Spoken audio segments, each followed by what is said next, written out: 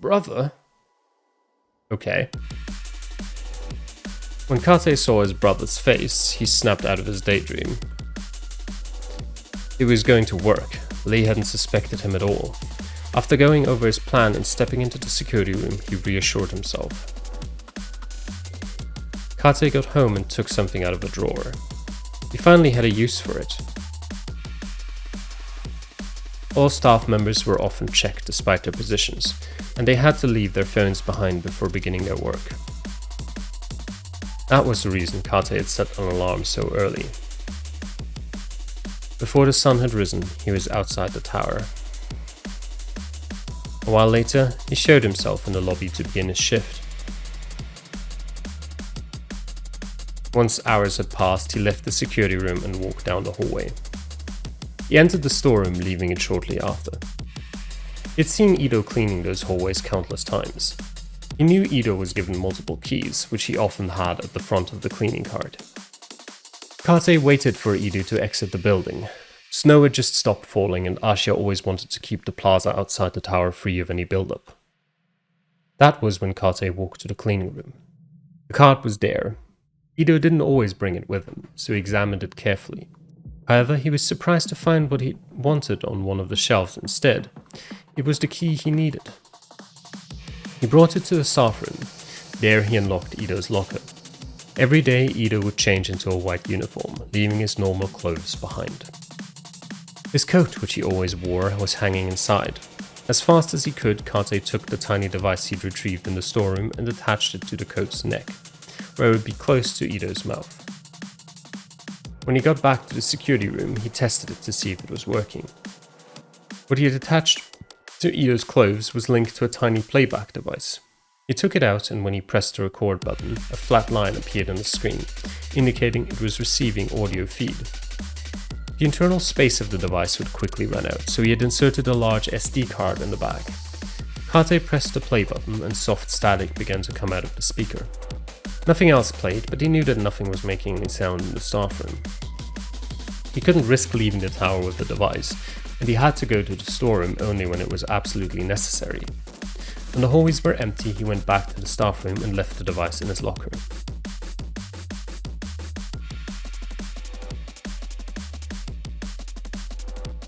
The next day, he listened to what had been recorded. The waveform highlighted the noisy moments, but after minutes of perusing, he realized nothing of importance was there. After Ido's job had ended, he'd walked home and hadn't left again until the next morning. From there, all Kate had to do was wait for Lei to do her job. The following day was a Sunday. Even though the tower was closed, Kate still had to work in it. Alone on the crystal floor, Kate skimmed through the nearest audio. Once again, it seemed nothing substantial had been recorded.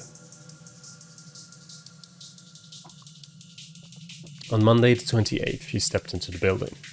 Very few days of his morning shift remained. He listened to what the bug had recorded, and yet again he hadn't obtained anything valuable. It appeared Ido was always at home. Could he have been mistaken? What if Ido wasn't with Sin? Perhaps that wasn't it. Maybe they were too careful, and spying on them like that was never going to work. Kate was hesitant. He didn't have a lot of time, and his will was wavering. That afternoon, he received Lei's call. "Hello, I believe I found what we needed." "You found a special gemstone?" "Yes, I just went to see it, and I think it will fit what we need. Apparently Gan found it yesterday on Irem. It's a white egg-shaped stone, bright and smooth, that he called the Sekimeiya." "Good. Anything should work as long as we advertise it like the last time. I finished doing my part, by the way." "The alarm system's done? Perfect. We'll have the Sekimeiya on the 30th, so we might want to install the alarm the night before." "Yes." Kate began to get very worried. If Ido wasn't part of the group, he had to know. He wondered if he could do something with the information Lei had just given him. Kate's lone hunt had begun far in the past. He had looked into most employees and had conversed with all of them. Although he hadn't determined anything at the time that might have ended up being useful, as Ido wouldn't find it strange if Kate suddenly talked to him. He had to make sure he wasn't mistaken, so he briefly exited the security room and walked to the lobby. "Hey, how's it going?" Ido turned to Kate and bowed with a jolly expression. Everything has been going good. Thank you for asking. How about you? I don't think I can say the same, unfortunately. You know what happened on the 24th. We're doing our best to catch Sin, but we're as lost as ever. Is that so? I hope you can figure them out soon. Me too, but we're in a bad hurry. The event of the 15th was changed. We're going to pick up a valuable gemstone this Wednesday, and you probably remember what happened the last time an event of this caliber was about to be held. We have to catch them before that day. Oh, really? I hadn't heard about that. Yeah, it's called the Sekimeiya, apparently, and it was found yesterday. We're handling everything with utmost care, but we're worried Sin might attack at any moment.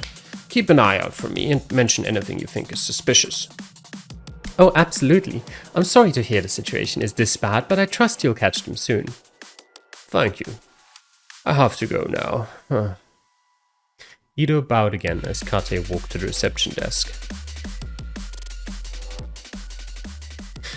I just realized... I had a thought. Let me pause that quickly. What if Kyuka, if you remember him from last episode, what if he's Sai? I don't know if that makes sense time-wise, but I think personality-wise it would make sense. That he'd kind of just go, well, actually... maybe not quite. I also think something made me think that those events actually happened quite far in the past, so that wouldn't make sense age-wise. Probably. I think it was Kate that mentioned that Ashia hadn't been in control, like the Ashia family hadn't been in control of the corporation for a long time. Now, a long time might be 3 years or it might be 40 years. And a lot of it, that theory depends on that. But actually, the more I thought about it, the more unlikely I think it probably is. I just thought, you know, Kyuka growing up in such crazy circumstances, you know, I wouldn't have been surprised if he went crazy a bit. Never mind. Okay, who are these people? Sin, probably. You did a good job, Artiser. Behind a short chair, Artiser's boss congratulated him. As he did, however, Artiser knew he must have been called there for a different reason. Thank you. I'm glad everything went well. Yes, me too. How was it? Oh, it was simple, of course. I had to spend a long time in the tower, but it went as we'd expected. Good. I verified that we received everything. It seems nothing went wrong. Yes, it went smoothly. Artiser's boss stared into his eyes. Why? Why was he being tested like that?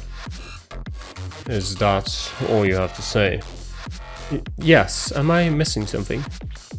If it's as you said, no. Is this why you called me? Yes. You can go now. Artiser was confused. He'd been surprised to have been called 4 days after the mission, but his boss's attitude had left him even more fazed. I'll go then. His boss didn't show the slightest sign of movement. After a long pause, Artiser stood up. Suddenly, 5 knocks reverberated through the small space. Go ahead. The door opened and the outline of a thin man appeared. Hesitantly, he looked into the room, worried there was a disturbance. What do you want, Ido? There's something I have to tell you. Speak then. I've been told Ashia will pick up a notable gem this Wednesday. Who told you that? Tate Kuiji from security. He compared it to the situation with the Nomdide. He said they'll show it on the 15th. The event is going to be changed. What else did he say? That they're working very hard to catch us before that day, handling the situation with utmost care and having a lot of trouble with it.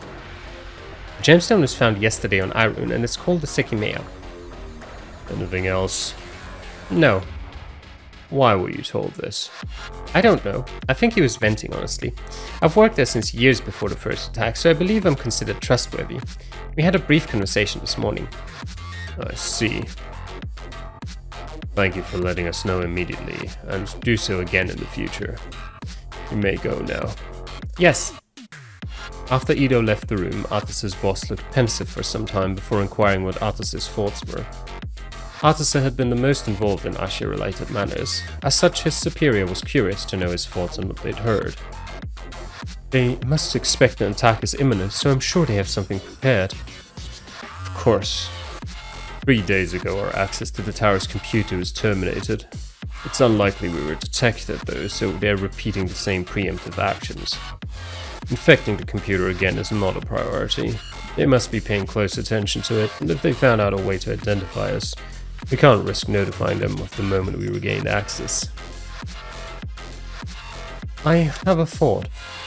The computer was clean, so they're evidently preparing something in the tower. However, we have early information about the event they're preparing. If we want to make a move, it might be a good call to do it before they actually retrieve the gem on the 30th. What? That would be disastrous.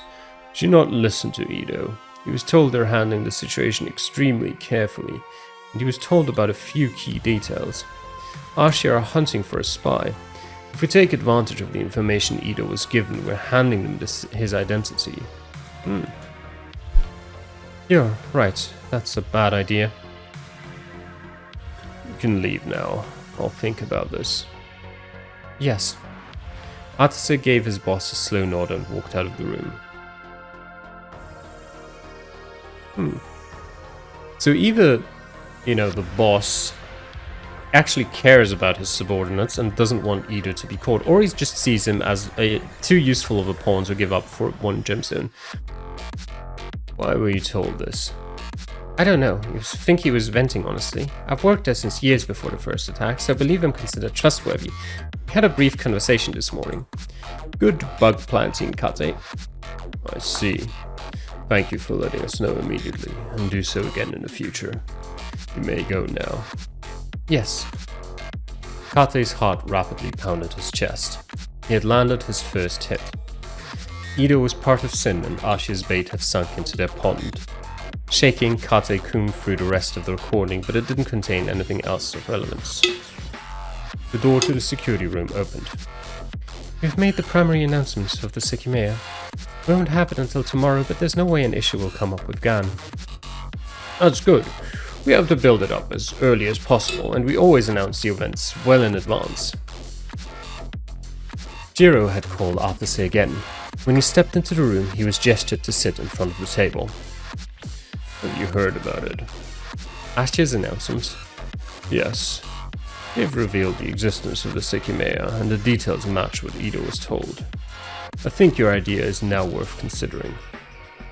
Right. Now that the information is out, we won't be linked to Ido. They think we'll attack the tower as usual. As you said, they cleaned up their computer, so what they're preparing has to entail the building. We know Asha will obtain the Sekimeiya tomorrow, but we could have investigated for this information after the announcements. And we still need to do that. We don't know where the Sekimeiya currently is or what it looks like. No, we know enough. Asha said they will pick it up tomorrow as opposed to having it brought. We know that means the source is established and from Yoshibana. It was found on the 27th, so that Asha will already have it tomorrow confirms it's currently here. There are a few established points in contact with Asha, but not many. There are a couple of amateur collectors that try to sell all their findings to them. If it was found on the 27th and Asha already knew they would obtain it yesterday, it's likely they were immediately called about it in hopes they'd buy it. The 27th is a Sunday, the day Gon closes his shop to go to the caves. It's highly possible it was him who found it.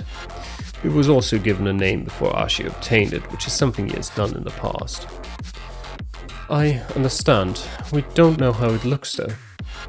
Should Ido try to obtain that information? I don't think so. Jiro took a cell phone out of a drawer. Let's try this. With a serious expression, Jiro dialed a number and put the cell phone close to his ear. Yes? Am I calling Musashi Gemstones? You are. Glad to speak with you. I'm Zane from Asia. I'm calling you to confirm that I'll come tomorrow at 2 p.m. 2 p.m? I was told it'd be at 9 p.m. Oh, really? My mistake. I was looking at the wrong page. You're right, it'll be at 9 p.m. Is that alright? Yes, I'll be here. Perfect. That was all then. I'll see you. Goodbye. It appears you have a new job tomorrow. The plan was simple. Artisan had to pass himself off as an Ashia member. In order to not be easily recognizable in the future, his figure had to be slightly disguised, and he knew how to change his voice. On November 30th, snow began to fall. Sin had been preparing their move, and Ashia did the same. Minutes before 9 PM, a car parked outside Musashi Gemstones. Artisan emerged from inside it, wearing a long coat. Stepping into the snow, he approached a bright window, leaving the prints of a new pair of shoes behind. He wasn't even close to calm. If Gan had told Ashia about the call he'd received, they might have been waiting for Sin's arrival. Slowly, he pushed open the door, a wave of warm air hitting his guarded face. Inside the shop, he saw a young man near the entrance, who only glanced at him emptily. Avoiding eye contact, Artisan stared behind his shoulders.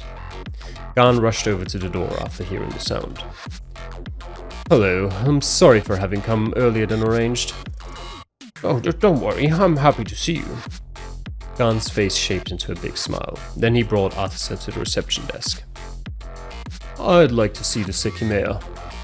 "Yes, I've prepared everything. Wait here."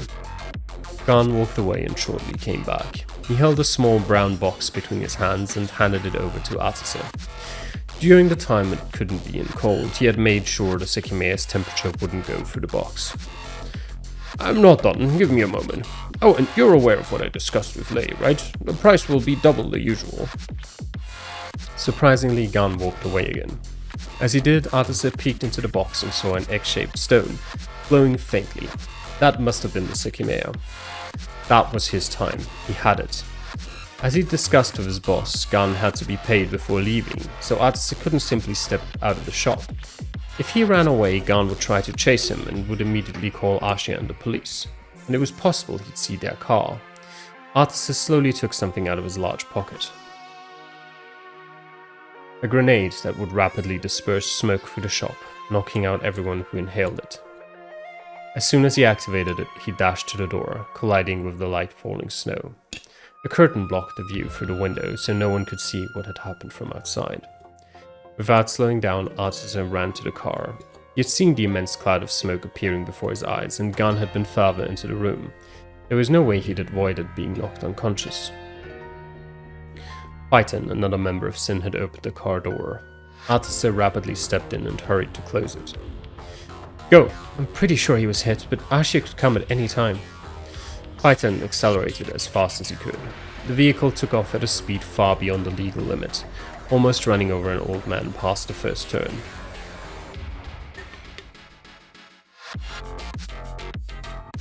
At the appointed time, Lei gripped the handle of the door, ahead of a notary from Ashia. When she laid eyes inside the shop, a thin darkness hindered her sight. Confused, she placed a finger on the light switch next to the door, but that turned off all remaining light. Immediately, she flipped it back. Yep. Both she and the notary were taken aback by the loud noise. Astonished, they looked through the door and saw that the opposite part of the shop had disappeared. Their hearts almost stopped when they saw blood and human flesh on the edges of the hole. It had been Sin. As Lei stared at the scene, she found no other option. They had never taken their attacks to such an extent before, but she knew they were responsible. Well, technically. Technically you're responsible, Lei. How? How had they learned about the time and place of the Sekimeiya's trade-off? Had her phone been hijacked? On the floor were Gan and the boy, she didn't know. However, someone else had been further ahead. Someone had just died and she couldn't fathom it. Who's that now? You two okay? The man beside Lei began to shake both bodies. Soon, Gan, who had inhaled a lesser amount of the smoke thanks to the shelves, opened his eyes, obstructing the blood from flowing down. In disbelief, he told Lei about what had happened, stuttering as he stared at the broken floor. While an ambulance was being called, Lei's phone was also by her ear, linked to the police. I'm telling you, they just escaped. They're in a vehicle. I see their tire marks outside the shop. They must be found immediately. They just stole an incredibly valuable gemstone. When the boy woke up, he stood in a daze. Then staggering forward, he stared at the back of the shop with desperate eyes. Where are the two girls that were here? There was silence. Nobody knew the answer, but they didn't think they could have spoken, even if they had.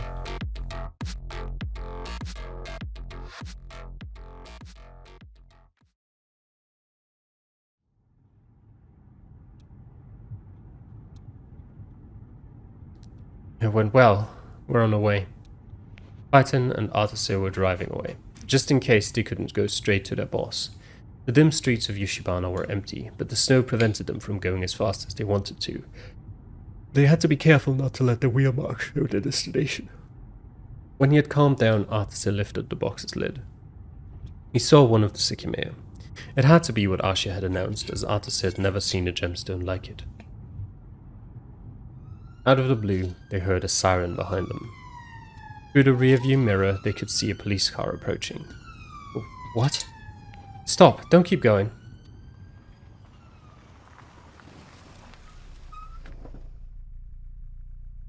Pale, Phaeton pulled over to the right. He couldn't muster a word.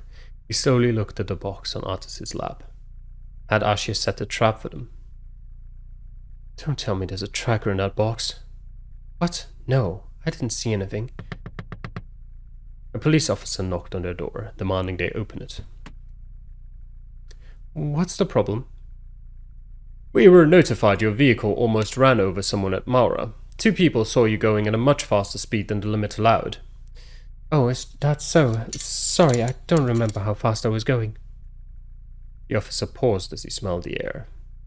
Inside the vehicle, both men frowned. What was he doing? Hand me your license, please. Phaeton took out a few documents from the glove compartment and handed them to the officer. Step out of the vehicle. Sure. This is a screening device. Please take a breath test. After a minute, the officer looked at the result. It said 0. There are no traces of alcohol on you. Of course, I would never drink before driving. You can get back in the vehicle. Please make sure you don't drive over the speed limit. Yes, I'm sorry. If I went over it, I promised that I didn't notice. Is that a good excuse? Phaeton stepped into the car. As he did so, the officer received a radio call.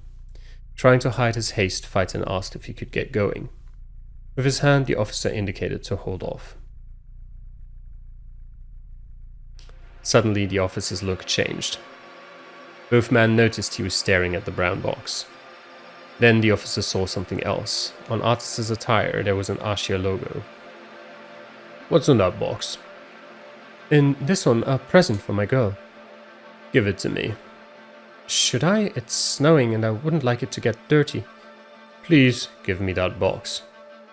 Slowly, Phaeton took it and handed it to the officer. He lifted the lid and his eyes didn't waver. Both of you, step out of the vehicle. Phaeton and Artise looked at each other. Then, after a pause, Phaeton extricated his lower body from below the dashboard. The officer never expected the car to accelerate as he did. It was Artise's foot that pressed down the accelerator. Immediately, the officer ran to his car as he yelled for them to stop.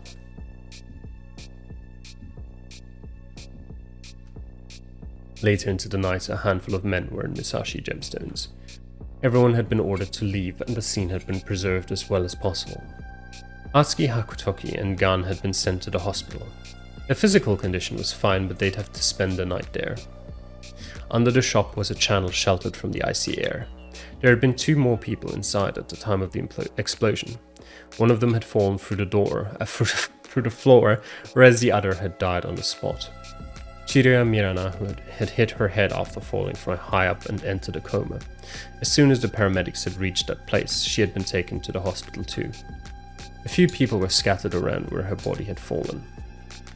The forensic team, they were investigating the scene and had confirmed the missing girl Miya Moiromo had died. Something else had fallen with the rubble. An open box identical to the one Artise had received. Its lid had burst open on impact and its contents had rolled away. A handful of people had seen the shining egg-shaped stone within the darkness, but nobody had been allowed to touch anything. Its faint shine highlighted the drop of blood that had arced across its surface. When a woman from the forensic team felt the gem for the first time, she was taken aback. It was very hot.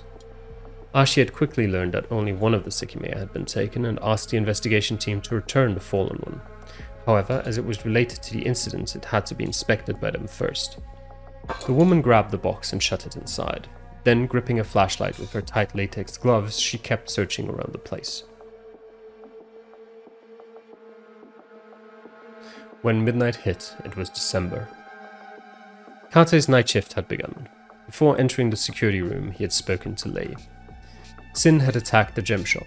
However, for the first time, their plan had failed due to external factors. The Sekimeiya would be returned to Asia. How had Sin learned about the location? Kate didn't know, but it didn't matter. The preparations for his plan had been completed, so he needed Sin to attack again. It wasn't in Ashia's interests to pursue the attack of the 30th any further. As if nothing had happened, the Sekimeiya plan needed to continue as devised. When the stillness had gone on for a while, Kate listened to the latest recording. Nothing related to Sin was there. Since Ido had told him about the Sekimeiya, the recordings had been nothing but uneventful. The SD card behind the device had been swapped out. If the device was ever found in a tower, Kate didn't want the information he had to be revealed. He needed it for himself. It was a small card that wouldn't be questioned, so he could easily leave the building with it.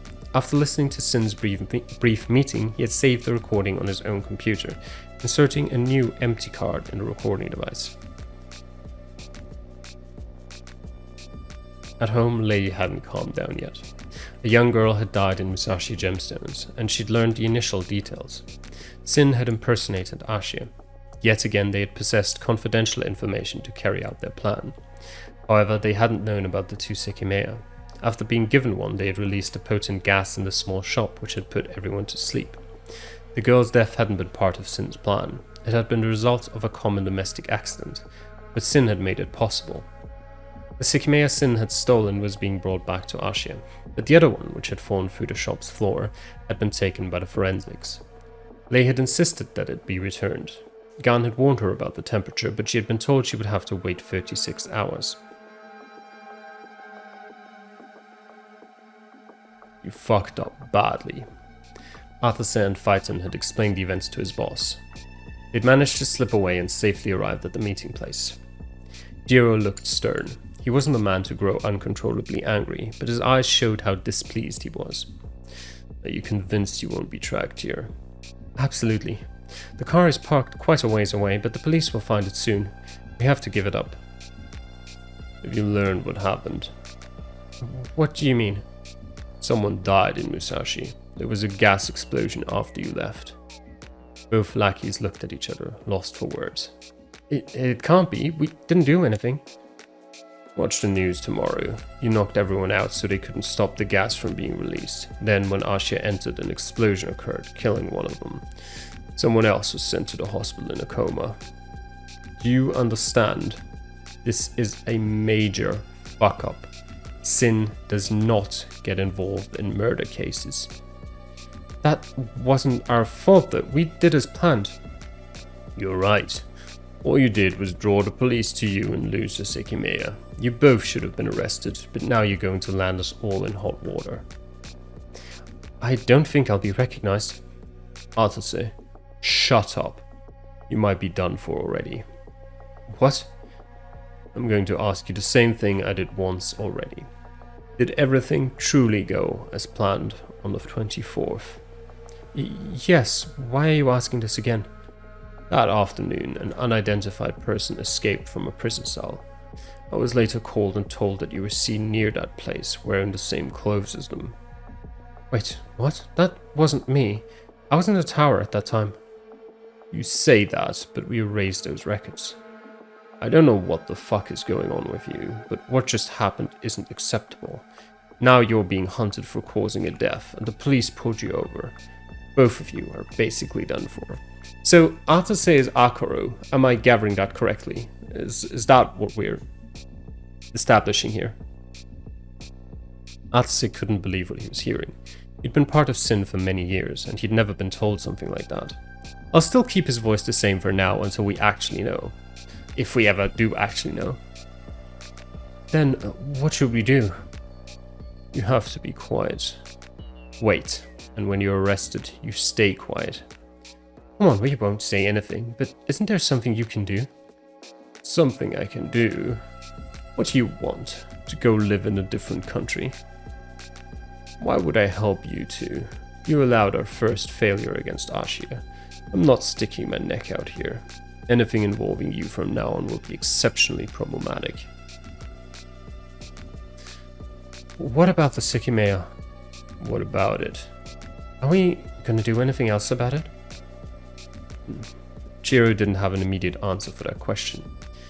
Did you see it? I did. I was surprised by how it looked.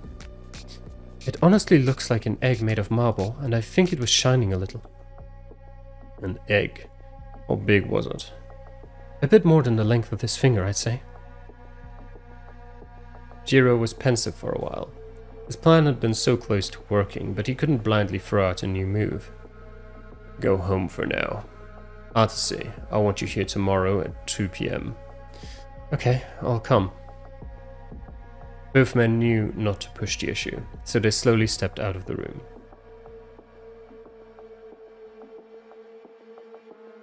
Atase got home late into the night. He'd lived alone for years, so he had nobody to wake up. The first thing he did was look up the recent news. As had been told, he came across an article from the 24th of November. Someone had escaped from a prison cell, but the story was enigmatic. It hadn't been him, as he'd said he had been in Ashia Tower at the time. However, he couldn't help but feel that the man in the attached picture did strangely resemble him. When the sun rose, Atase still hadn't managed to fall asleep. The latest news was posted online, and he didn't have to search for what he wanted. The highlighted article said 20-year-old girl dies by gas explosion in Yushibana. His eyes locked onto the headline painfully, and he was unable to clear his suddenly clogged throat. It was the first time his actions had killed someone. When he read that 2 friends of the girl had been there, a cold hollow expanded within his chest. He vividly remembered how he'd received the death of a close friend of his years ago. It hadn't been his intention, but he had created that pain for someone else, and a friend of the girl he'd killed was in grave danger as well. It wasn't what he'd wanted. Atase hated that it had happened. However, his mind kept going to what his boss had said. It was true. His situation was very volatile. He frowned as he finished reading the article. He went over it again to confirm he hadn't been mistaken, but there was no mention of Sin or their plan. Why? There was no way Ashia didn't think Sin had been behind it. However, they hadn't been mentioned, nor had the Sekimeiya.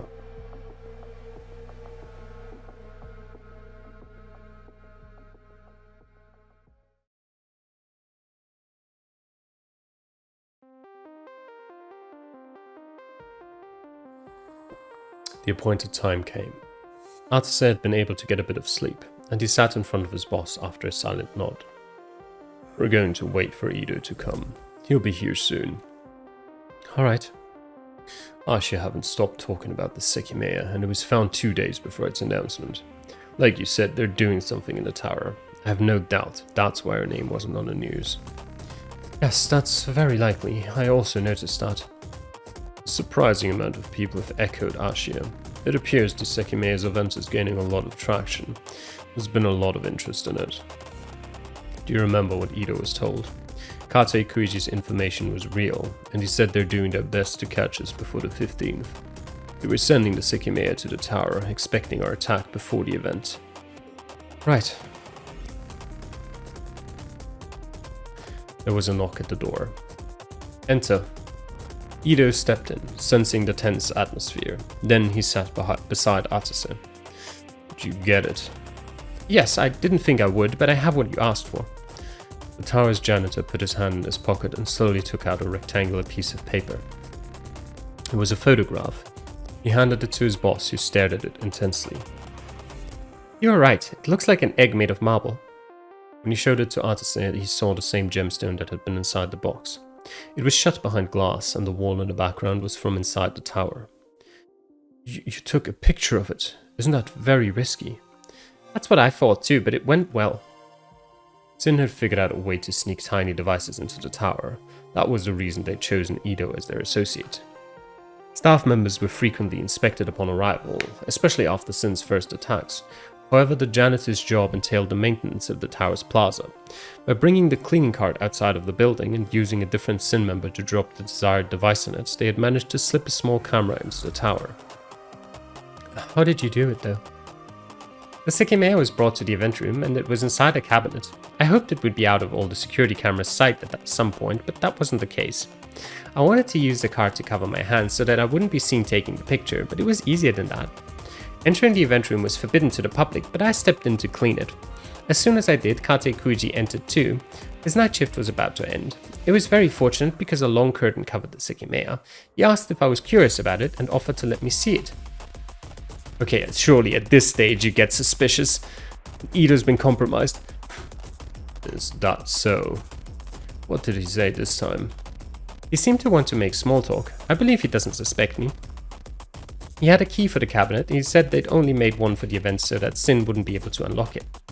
He even used it to open the cabinet and let me touch the Sekimeiya. It was pretty smooth and felt like cold marble. It was kept refrigerated because it can apparently get damaged otherwise. He didn't say much else of importance, but he kept reiterating that they're hard at work upgrading their security measures to catch us. What the hell is that man doing? I don't know, but when he left I knew nobody was going to be in the security room for a very short time. That's when I took the picture. Just in case the footage is ever reviewed, I still did it covered by the cart, so I'll only be seen uncovering the curtain again. Jiro looked very serious. He knew they couldn't take things lightly. Do you know what the upgraded security measures he talked about could be? No, he didn't elaborate, and I haven't noticed any difference. It's strange. You said the cabinet where the Sekimeiya can be locked and unlocked with a single key. When they did that in the past, we broke them open, so they must have accounted for that. When they linked an alarm to the cabinets, we disabled it remotely thanks to our access to their computer. Given what you said, it's likely they're doing something similar, and that's why they cleaned their entire system. However, infecting it again to intercept what they're doing might be what they're waiting for. A long time ago, Sin had the chance to manually install a piece of software they'd created on Ashi's computer. Thanks to the cleaning cart, they'd brought his storage device inside, and by keeping it in Ito's locker, they'd waited for the chance they'd need it. When the security staff was drawn out of their room, Ito had the chance to boot it up on their system. Despite Sin's knowledge in the field, creating an undetectable, malicious program wasn't simple. Because of that, the application they placed on the computer was a harmless one. That allowed it to stay hidden, only booting up for an instance at a time. Its purpose was to check a path on the cloud owned by Sin. If it contained a file, it would be downloaded and executed. However, if the file had already been downloaded once, the process wouldn't be repeated. That remote method allowed Sin to gain access to Ashi's computer. They knew about the security system, but a malicious file couldn't remain undetectable for long.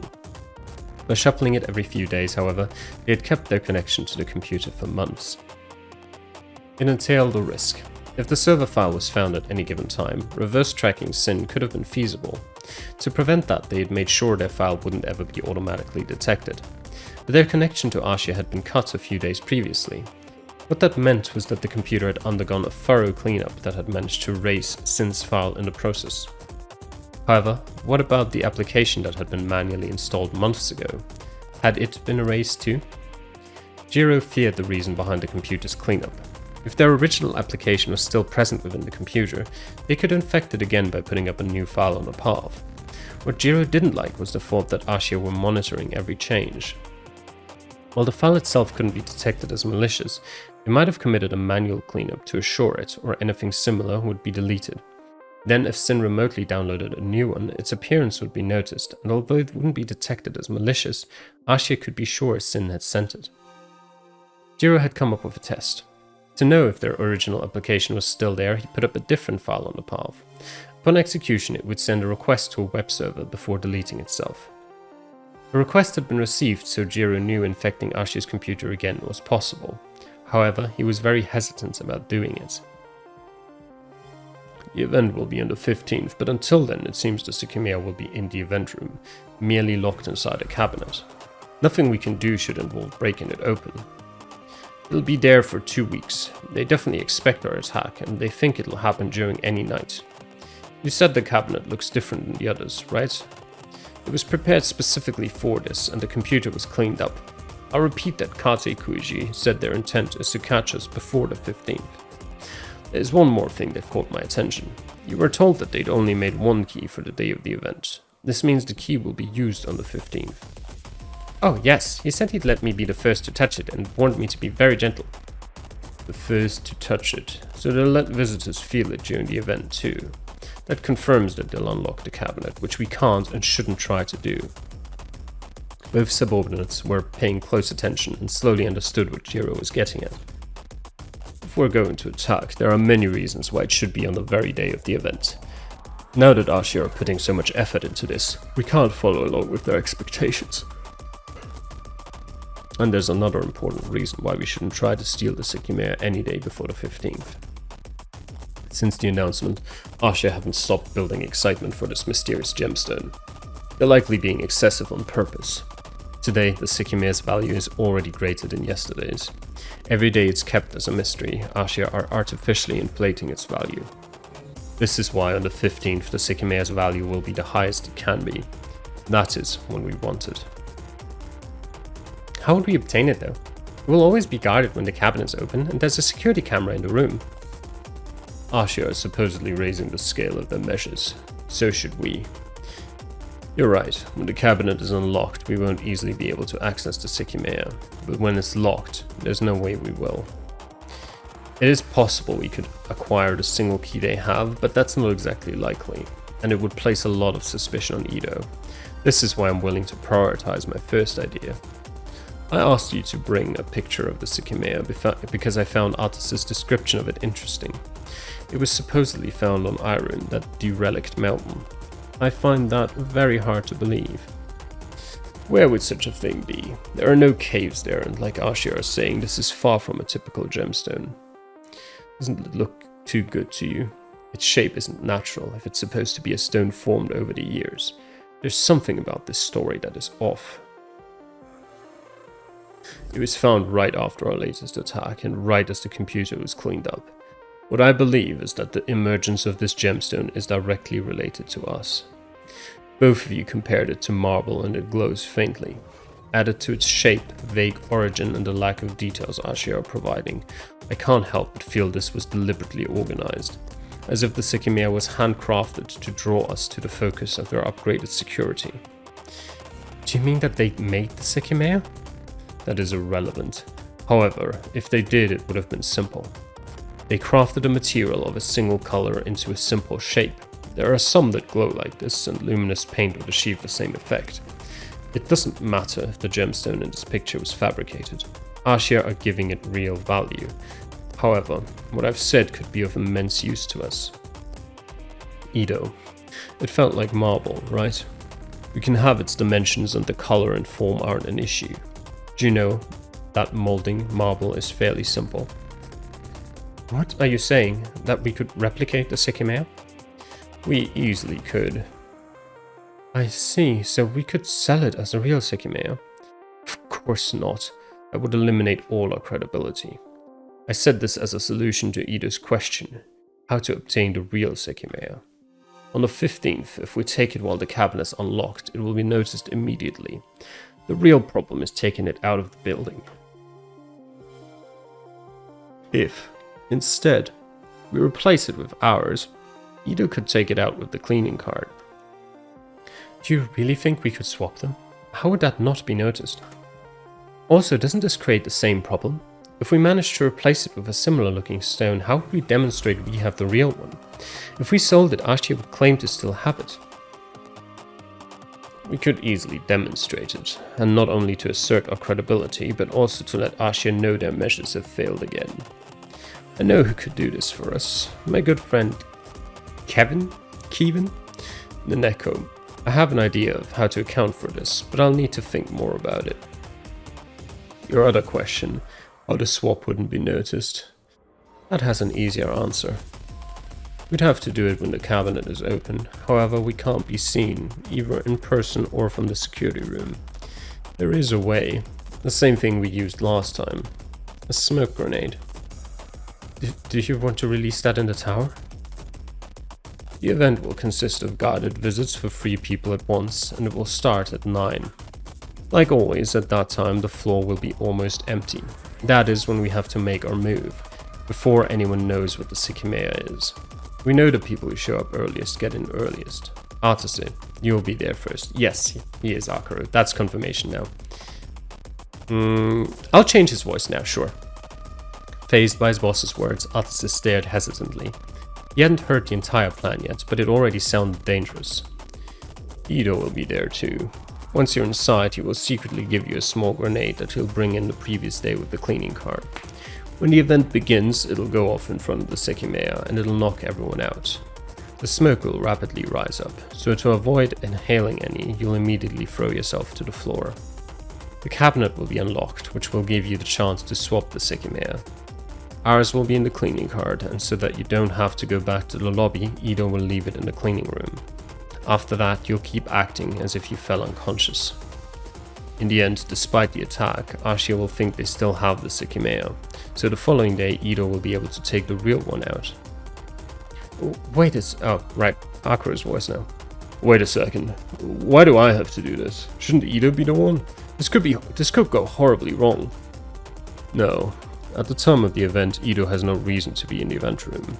Furthermore, it's likely the people present will be investigated, which could lead Ashia to find a real Sekimeiya in the cart before he can obtain it.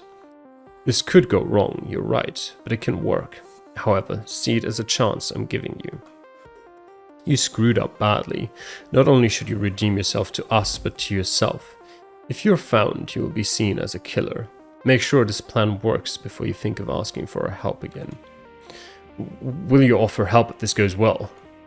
That's something you will have to ask again after the 15th. Until then, you're still nothing but trouble for us. Disposing of you is what we should do. Do you understand why it is essential that this is not a failure? I don't even get what you said though. I'll still be recorded if I do this. No, the smokescreen will cover you. We'll make sure it works as a barrier for the camera. But what about the hallway? I'll be seen going to the cleaning room. That is one reason why smoke should also be released there. Like in every guided visit, everyone else will be in the lobby. If smoke appears in both hallways, everyone will quickly evacuate, as they'll be worried about it being poisonous or there being a fire. Then the exit will be guarded to make sure nobody runs out with stolen gems. Katsui Kuiji will be in the security room, so due to the smoke he won't be able to leave it without falling unconscious, and he won't see what's happening in the building. This is what you will do. When everyone is knocked out, you will go to the cleaning room and obtain our Sekimeiya. It is essential that you do this first to make sure no one sees you. You will leave your smoke grenade in a cart and subsequently go back to swap the gemstones. Who will set off the smoke outside the event room though? Nobody will. Setting up a timer is the easiest thing in the world. We know when they have to go off, at 9:04. No we don't, the event will begin at 9, but we don't know when the cabinet will be unlocked. That doesn't matter. Ido has seen the key and how to use it. If the smoke goes off before the cabinet is unlocked, the guide will be knocked out and they will have the key on their person. And where exactly will the smoke bombs be in the hallways? Don't you remember? We can use the handrails. Behind them the small grenades will be hidden, and it works great for us. The cameras in the hallways are placed to focus on the doors, so there are parts of the handrails that aren't visible. When Ido is cleaning, he can secretly place a grenade and slide it toward a point of the handrail that's being recorded. We will need 2 per hallway, and it'll seem like anyone could have placed them the previous day. Finally, both subordinates understood how serious their boss was and broke into a sweat. As they took off and draped their heavy attire on the back of their chairs, they began to process each step of what they would be performing. And that's not all. There's something else we'll do that will divert suspicion from Ido. After all, if this works, we still wouldn't be in the clear. After suffering such a major attack, will Ashia really believe nothing was stolen? If they're careful, they might not believe it and end up finding the real Sekimeiya. So we will give them a reason to believe it. Their focus will be on the Sekimeiya. That's what they expect to be targeted. And the measures they're taking clearly involve it, as proven by the new cabinet and it only having 1 key. This means that targeting a different room will be much less problematic. In the morning before the event, the cameras will be monitored. However, there are more cameras than monitors. Only the hallways and a few crystal rooms are displayed at once. Correct, Ido? Yes, I've never seen the smaller one in hallway A being displayed. It's normally just the hallway. Exactly. This means that if you put all the gems there into a case, you won't be seen. We would usually never do this, as it makes you the only suspect, but this isn't an issue this time. The curtains aren't raised until 9:10, so you'll leave all of them down. You'll also leave the case in the room, in the corner beneath the camera, so that we can have a visitor be there when the smoke is released, crouching right as it happens. If they keep their head near the floor as they exit the tower with the case, they won't fall unconscious. 2 minutes after the smoke has been released, you will attempt to flee. This will make Ashia think their expectations were subverted and that the failed attack had that room as its final target. I doubt Phaeton will be willing to take this job under any circumstances, but I'll find the right person without telling them the full extent of the plan.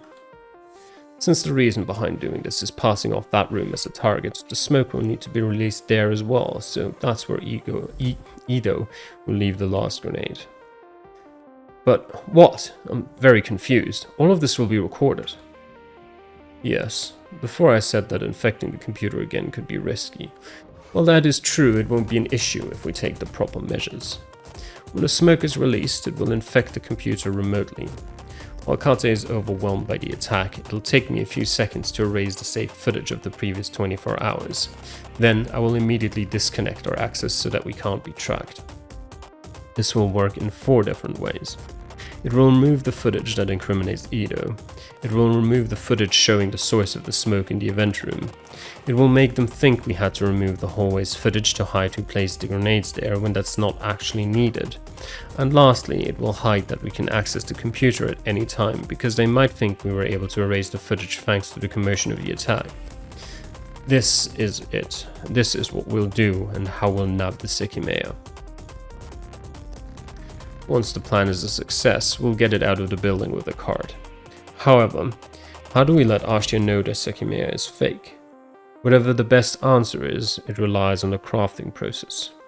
You said the Sekimeiya is kept pretty cold. There aren't many chemical reactions that occur at low temperatures, but perhaps we could make use of one to damage the Sekimeiya after a couple of days of exposure. If not, then a mere timed reaction would suffice. Well, it would break our Sekimeiya, leaving behind a card with our name.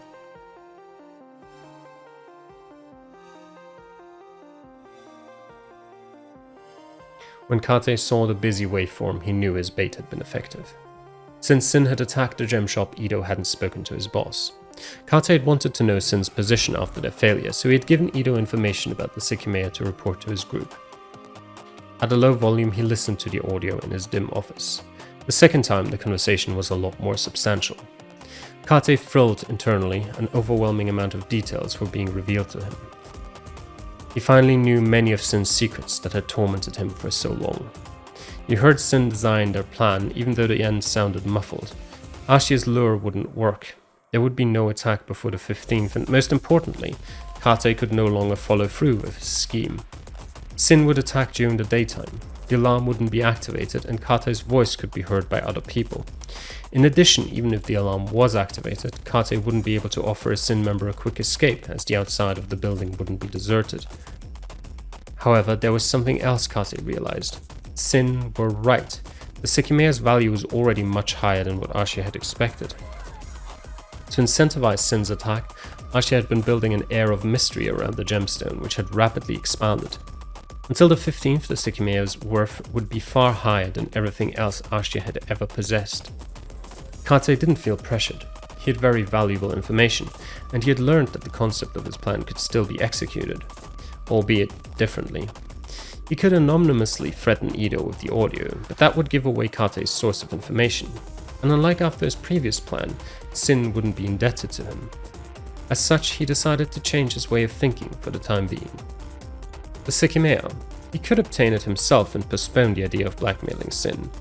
He had the key to the cabinet and a trump card he'd saved for years, the storeroom's secret. Before Kate's parents had died, the building had undergone severe expansions. The secret corridor had always remained a hidden part of the lowest floor, but nobody who knew about it remained. Naturally, Kate had tested it already. Was Sin aware of its existence? He had easily been able to confirm it had never opened during their attacks. 1 second. This is a very small detail in how it's formulated. But the sentence before Kate's parents had died, the building had undergone severe expansions. Now, you wouldn't write it like that on purpose unless there was a relation there. Is Kate actually Kyuka?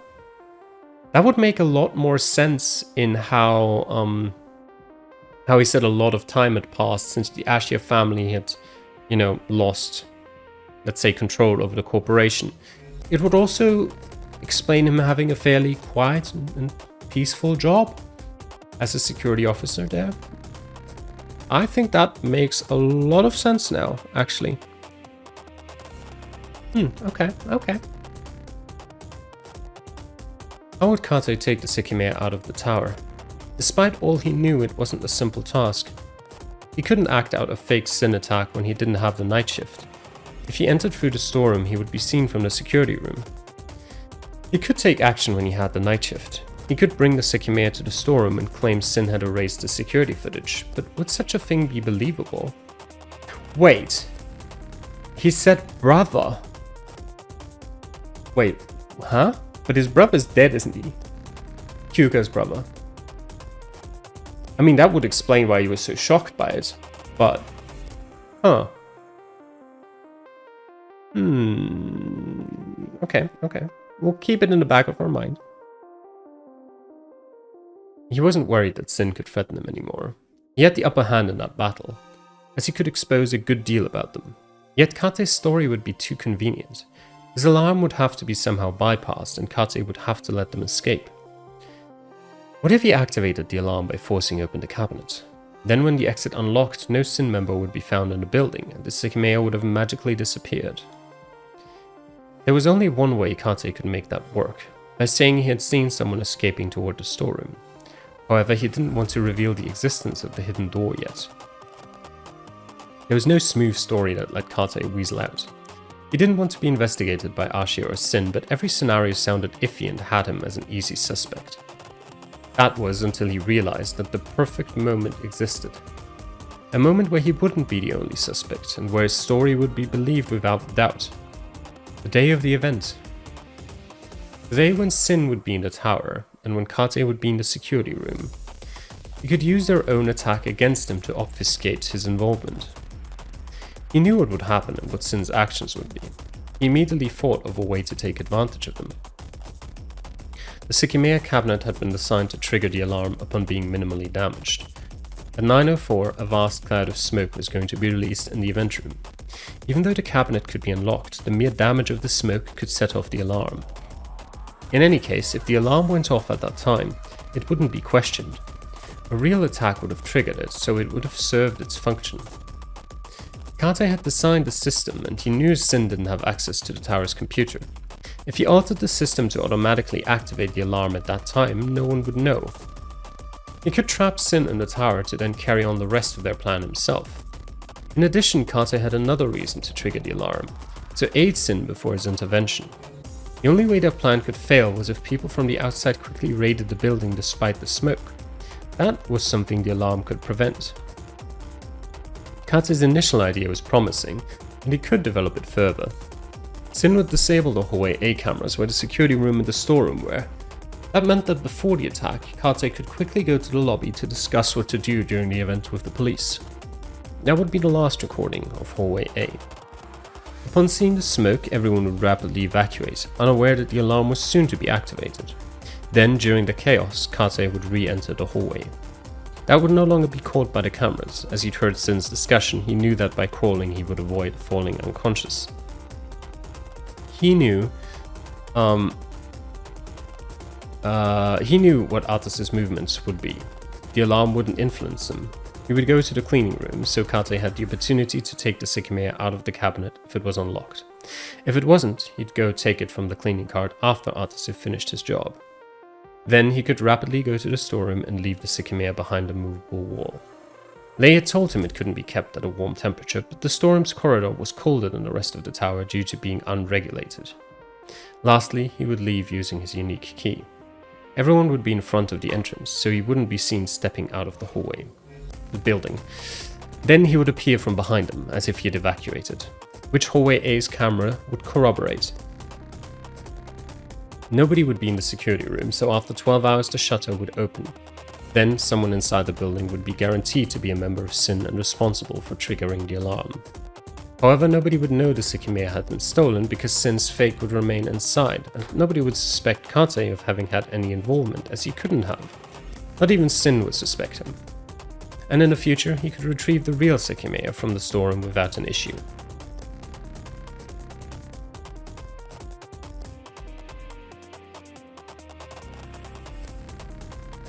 Everything was finally in motion, and the long wait for the day of the event began. Asya, Sin, and Kate. Each of those three parties had their own unique agenda. Every night, Asya expected Sin's attack. However, Kate knew it wouldn't happen yet, and kept mentally rehearsing his plan. Meanwhile, Sin received a replica of the Sekimeiya. Ido, who had seen, touched, and measured the original, confirmed there was no glaring difference between the two, and that unless Asya had foreseen a replica being created, it would work. As the days approached, Asya realized Sin were likely to not fall for their trap, and as Sin had predicted, the Sekimeiya continued to grow more valuable in the eyes of the world. Asya hadn't fully prepared the event yet, so a trusted employee of theirs was chosen to plan out the guided visits. Atase was under a lot of pressure. He had to make sure the plan was a success, and if he executed what had been laid out perfectly, the odds would be in his favor. All the preparations had been made. Slowly, the days of December ticked up to the 15th.